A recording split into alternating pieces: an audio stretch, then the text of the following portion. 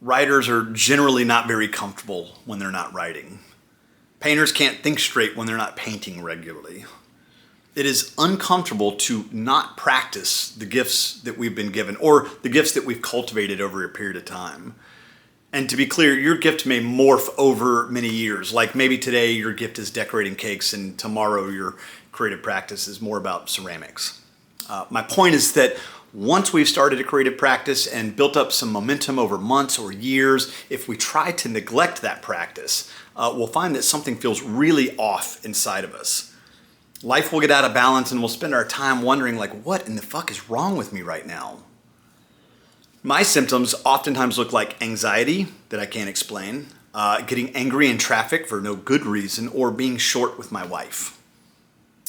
Once we've started to create and our bodies and minds get used to it, it creates a release for us, right? It allows for an expression of who we are, which is way more important than you probably think it is. For entrepreneurs, this shit is critical. When we get started in our entrepreneurial journey, we're massively creative, right? We create the product or the service, and then we come up with business names and logos, and we design websites and create marketing plans, and all the while we're having lots of really inspiring and generative conversations with pretty much anybody that will listen to us. It's a really fun time, right? But as we mature in our businesses, we tend to spend more time executing and less time creating. Operational excellence feels more important to keeping the lights on than creating new and better ways of doing things. This is a trap, and it's a dangerous trap. It's dangerous for the business because I promise you someone else is out there in your market and they're still being creative.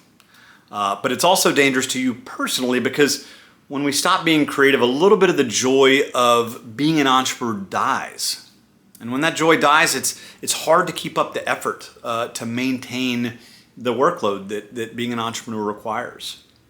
So my unsolicited advice for you is to get back to your creative practice, whether it be an art form like writing or whether it's activating some creativity in your business. Block time on your calendar.